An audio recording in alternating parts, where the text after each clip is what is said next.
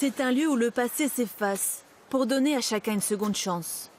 Dans cet ancien hôpital désaffecté au cœur de Paris, se côtoient travailleurs immigrés, SDF et grands exclus. Dans cet atelier d'insertion professionnelle, tu vas me récupérer les tomates de Betty. 12 femmes comme Souad Benebri arrivées d'Algérie il y a 10 ans.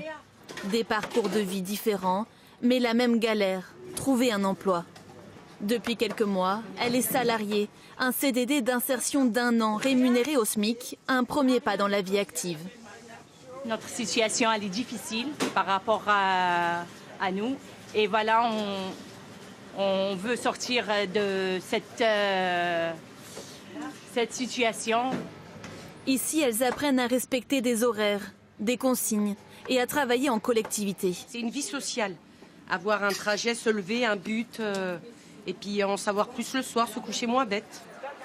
À midi, les cuisinières se transforment en vendeuses de ce restaurant solidaire de repas à emporter.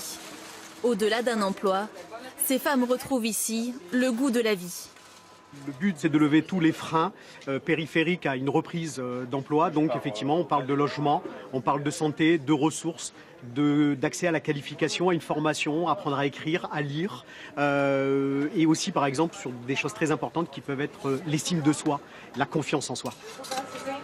Après 6 mois dans l'association, Souad a déjà retrouvé cette confiance.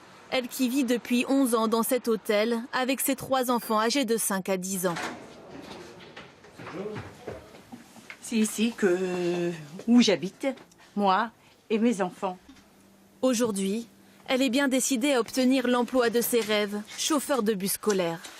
Dans un mois, elle débutera une formation avec un seul objectif, sortir sa famille de la précarité. Chaque enfant, il a le droit d'être libre, il vit normalement. Et oui, je veux bien que mes enfants vivent